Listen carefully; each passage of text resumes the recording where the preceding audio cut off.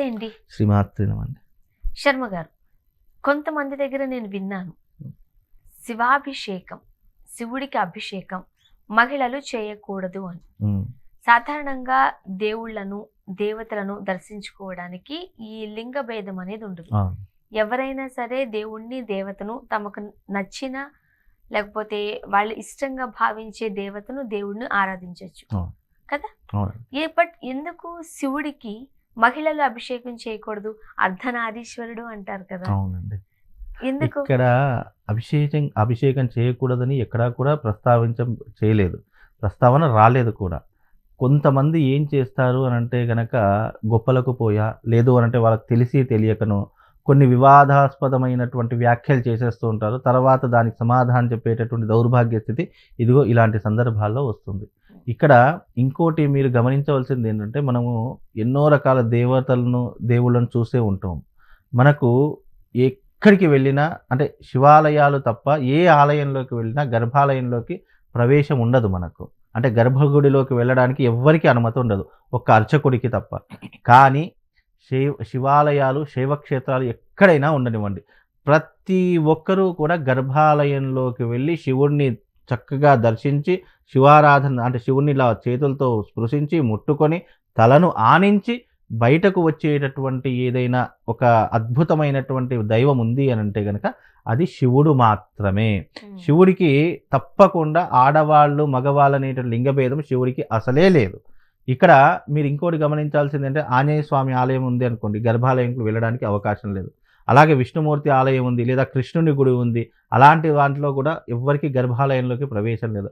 అమ్మవారి యొక్క ఆలయం ఉంది, అమ్మవారి యొక్క ఆలయంలోకి కూడా ప్రవేశం లేదు. నరసింహస్వామి ఆలయం ఉంది, నరసింహస్వామి ఆలయ గర్భాలయంలోకి ఎవ్వరికీ ప్రవేశం లేదు. కానీ శివాలయాలు మీరు గమనించండి, ప్రతి ఒక్క శివాలయంలో గర్భాలయంలోకి ప్రవేశం ఉంటుంది. అందరూ కూడా భగవంతుని ముట్టుకోవడానికి అవకాశంగా ఉన్నటువంటి ఏదైనా క్షేత్రం ఉంది, ఏదైనా టెంపుల్ ఉంది, ఏదైనా మందిరం ఉంది అంటే అది శివాలయం మాత్రమే. అక్కడ ప్రత్యేకంగా ఆడవాళ్ళు పూజ చేయకూడదు, శివుణ్ణి తాకకూడదు అనేటటువంటి తారతమ్య భేదాలు శివుడి దగ్గర లేవు. ఇది ఎప్పుడైనా గమనించండి. మీరు ఒకసారి క్వశ్చన్ వేసుకోండి, ఏంటి, ఏ ఆలయంలోకైనా గర్భాలయంలోకి ప్రవేశం ఉండదు, కానీ శివాలయంలో మాత్రమే ప్రవేశం ఉంటుంది. ఎందుకు అని అంటే శివుడికి తారతమ్య భేదాలు లేవు, లింగ భేదము లేదు, శివుడికి గొప్ప ధనిక పేద అనే భేదము లేదు, శివుడికి స్త్రీ పురుష భేదము లేదు. అలాగే శివుడికి ఎలాంటి తారతమ్య భేదాలు లేనటువంటి వాడు, ఎవరినైనా అక్కున చేర్చుకునేటటువంటి వాడు పరమశివుడు ఒక్కడు మాత్రమే. అందుకే మీరన్నటువంటిది ఎవరైతే చెప్పారో అది మూర్ఖత్వము. అలాంటివి ఎక్కడా కూడా ఉండవు. శివుడికి ప్రత్యేకంగా స్త్రీలు కూడా పూజించుకోవచ్చు. విశేషంగా స్త్రీలతో పాటు దంపతయుక్తంగా పూజ చేసుకోవచ్చు. చిన్న పుట్టినటువంటి పిల్లవాడి దగ్గర నుండి పండు ముసలి వరకు ఎవరైనా శివుని దర్శనం చేసుకోవచ్చు, అభిషేకం చేసుకోవచ్చు, ముట్టుకోవచ్చు.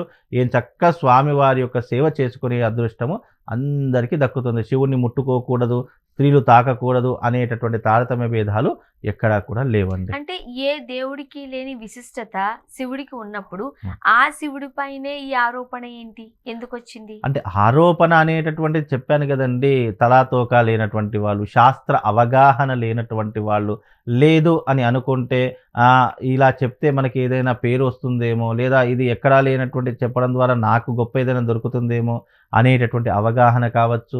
లేదు అనంటే వాళ్ళకు ఇప్పుడు శాస్త్రం తెలిస్తే ఒక రకంగా చెప్పగలుగుతారండి. తెలిసి తెలియనటువంటి వాళ్ళు ఏది చెప్తే అదే నమ్మేస్తూ ఉంటారు.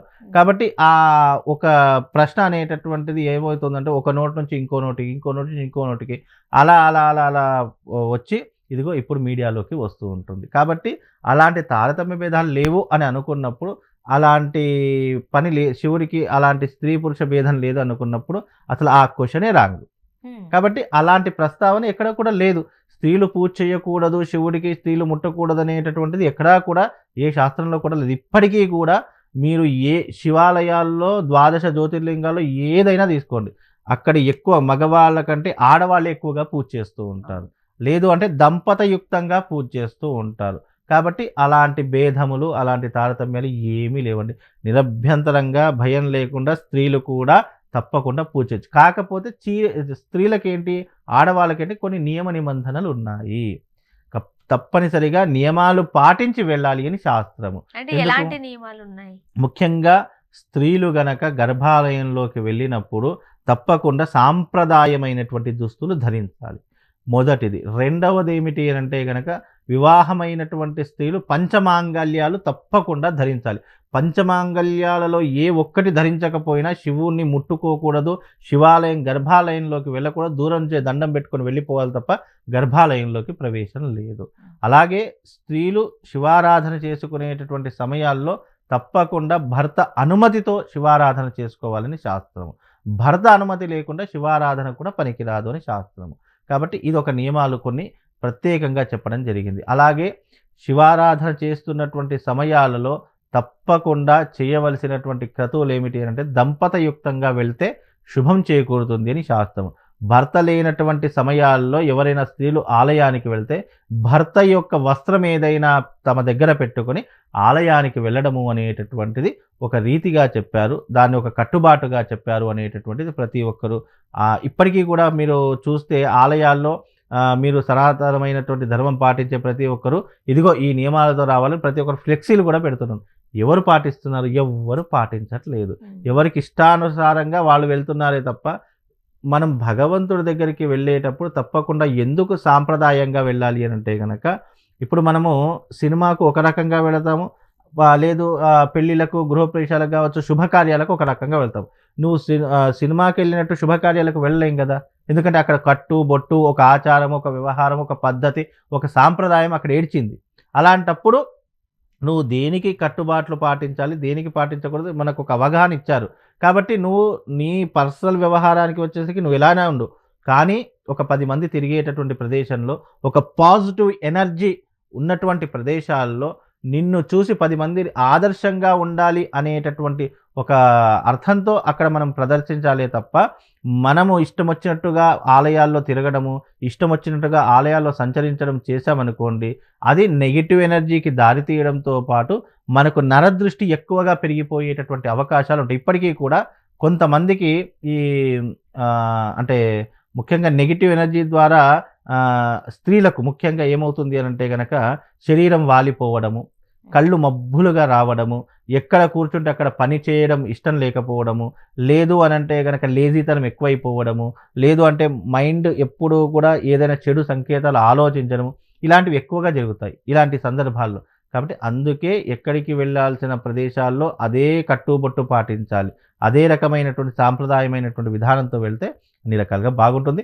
అందులోనూ శైవ క్షేత్రాలలో విశేషంగా శివాలయాల్లో ఆడవాళ్ళు కూడా పూజించవచ్చండి. బట్ మీరు చెప్పిన నియమ నిబంధనలు అయితే ఖచ్చితంగా పాటించాలి ప్రతి ఇప్పుడు ఒక్కరు. శివారాధన చేయడానికి ఎవరు చేయాలి, ఎలాంటి పూజలు చేయాలి? శివుడికి ఇష్టమైనటువంటిది అభిషేక ప్రియ శివ నన్ను అన్నారు. కాబట్టి శివుడికి అభిషేకం అంటే చాలా ప్రీతికరము, అలాగే శివుడికి అన్న పూజ అంటే చాలా ప్రీతికరము, అలాగే శివుడికి కళ్యాణం అంటే చాలా ప్రీతికరము.